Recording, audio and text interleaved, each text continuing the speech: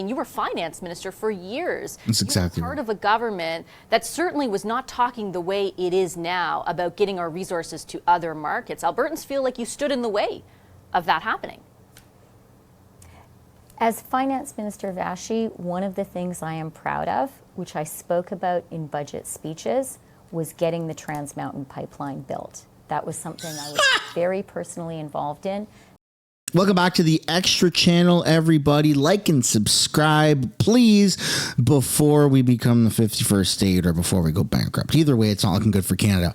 Today, we're taking a look at Crystia Freeland, who goes on multiple different press tours. We got a short clip from her going on Global News, talking about retaliatory tariffs and a response. And then we also have her sit down one-on-one with Vashi and discuss her plan, how she would like to tackle these tariffs. So buckle up, because chances are you're probably going to be very, very, very annoyed with her voice by the end of this video. But without further ado, let's get right into it. Starting off with a short clip here from her Global News interview.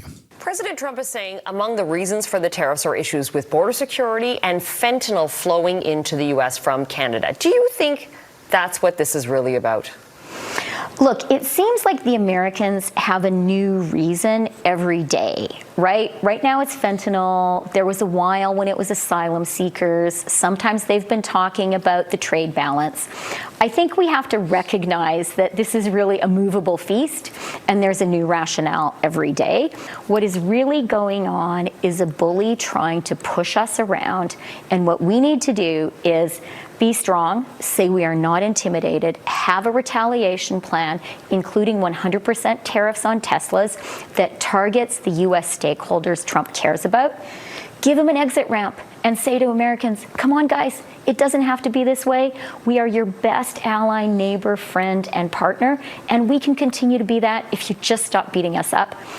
What the heck? She wants to target Teslas because Elon Musk is obviously the leader of DOGE, the Department of Government Efficiency, and he seems to be good friends with Trump nowadays. And obviously he's the guy for Tesla. He's the Tesla guy. That's super weird and super risky. You're trying to pick a fight with Elon Musk and Trump and Americans by 100% tariff. Why? Our government is supposed to be, hey, we're supposed to switch to EVs, right? Because we're all going to melt. We're all going to die from climate change. So we all have to buy Teslas. But now you want to put 100% tariffs on them?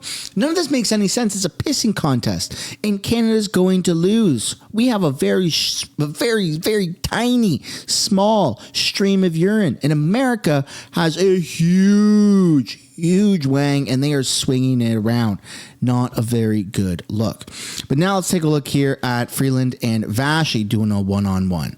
Because, well, a lot of what Freeland says is kind of crazy. There is certainly a unified front on most of what the government has done so far. I think it's the prospect of what might come next, that increased pain, as you put it, that has certainly led to some division, particularly between different regions and in different premiers. And to be more specific, what I mean is the prospect of blocking energy exports to the U.S., which will only, quote unquote, see a 10% tariff versus the 25% tariff on the rest of Canadian. That's such a dumb move to do that. Export tax. To be clear, I would like to ask you unequivocally, if you do become Prime Minister, are you willing to do that?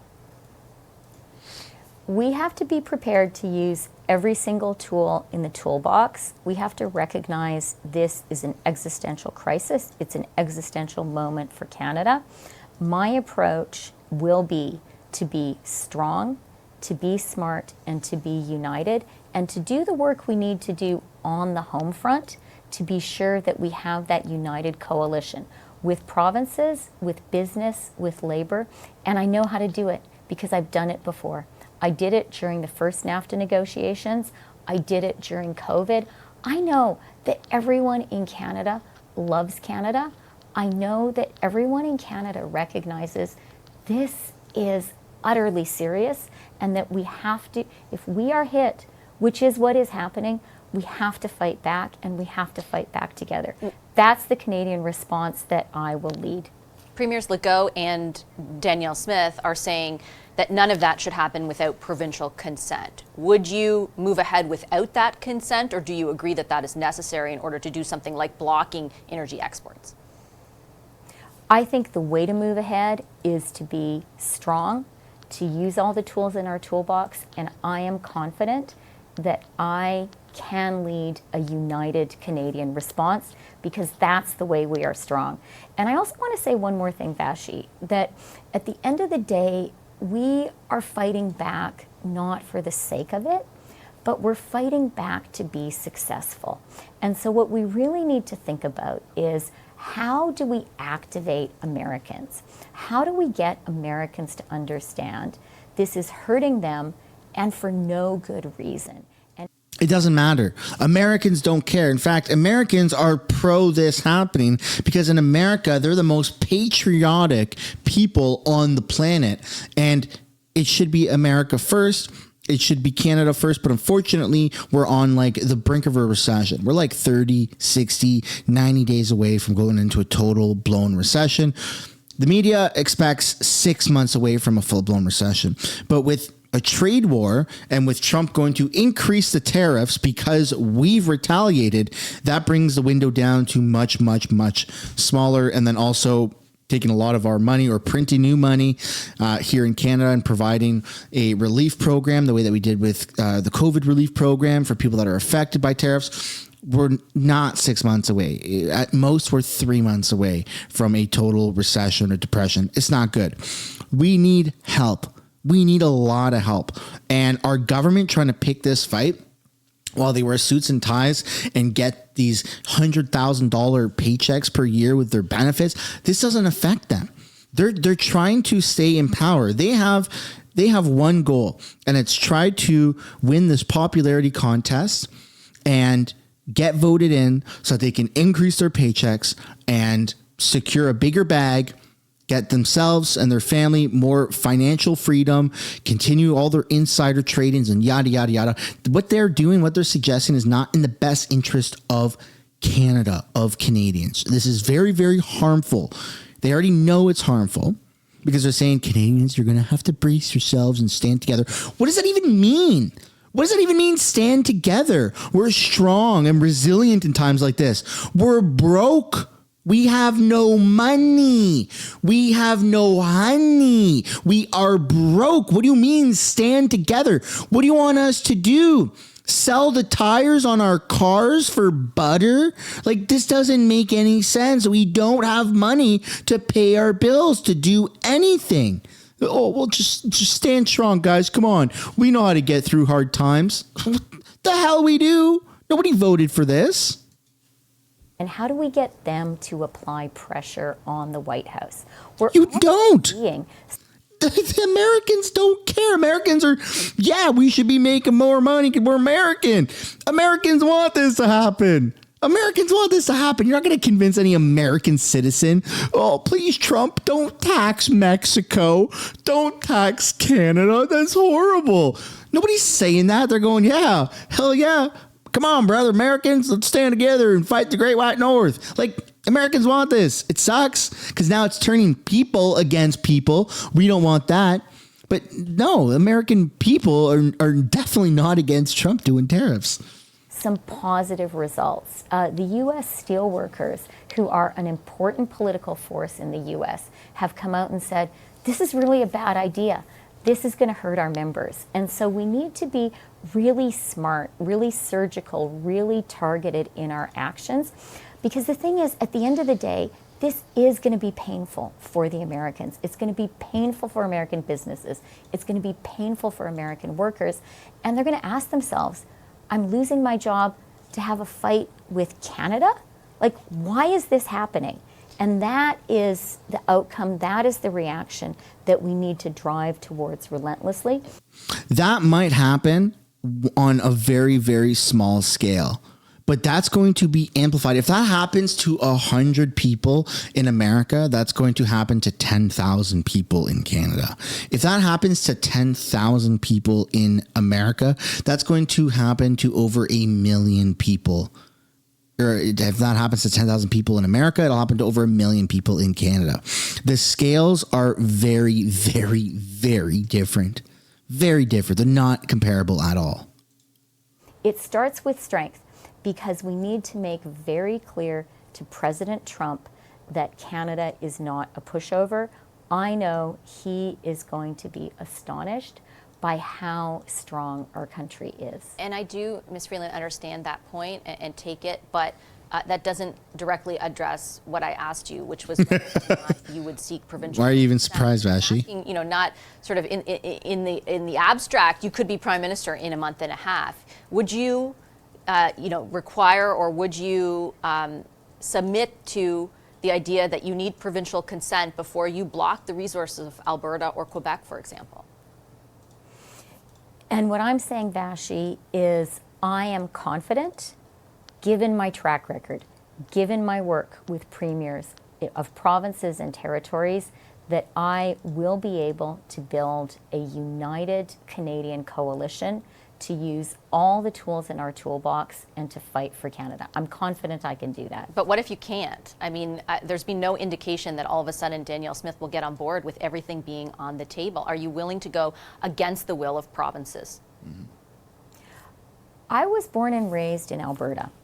And Nobody cares. Nobody asks. Albertans are just as patriotic as Canadians in other provinces. I know that Albertans love Canada, and Vashi, I have utter confidence that as Prime Minister, I would be able to build a national coalition across the country to do what we need to do, to use all the tools in our toolbox, if that's what we have to do, to fight back, to fight for Canada. I know I can do that. And I would not disagree with the assessment that Albertans love Canada, but their view of what that means might differ from yours. And in particular, I think, and I'm sure the sentiment has been expressed to you as it has to me, there is a feeling among Albertans as to, why should they shoulder the burden of whatever is to come, or the majority of the burden of whatever is to come, when they do not feel like your government has been there for them, closing the door, for example, on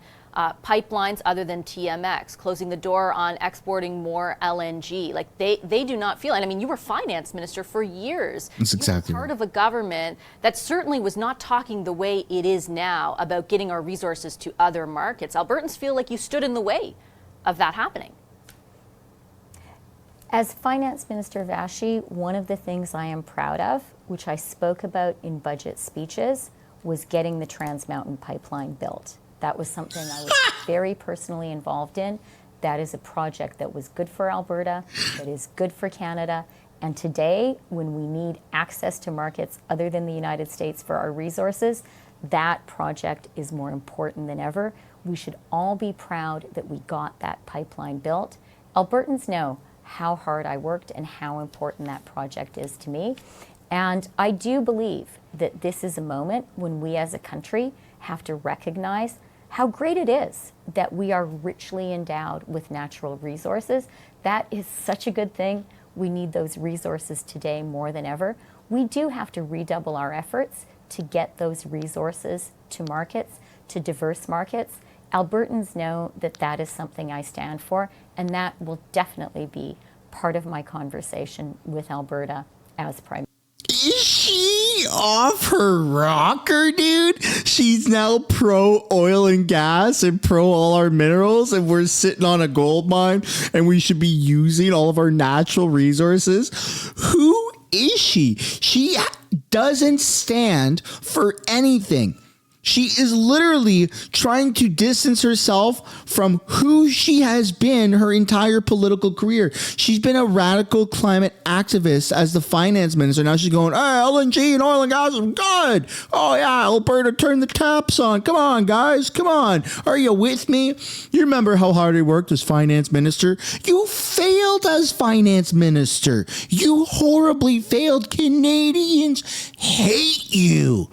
Like, with a deep-rooted passion. You are a catastrophic failure. If you applied as finance minister any other country, they would look at your track record in Canada and you wouldn't even get an interview anywhere.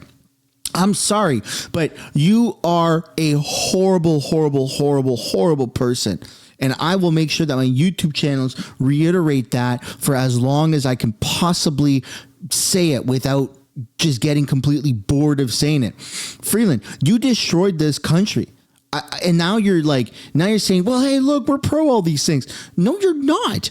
6 months, 4 months, almost 3 months ago, you weren't pro any of these things. You were saying how we need to all basically cancel Netflix because we can't afford things, sell our very cheap gasoline vehicles for very expensive Teslas. Now you want to put 100% tariffs on Teslas, and then we need to stop driving our vehicles because climate change, the carbon tax is great. And now you're taking the total opposite approach. What the heck is going on, man?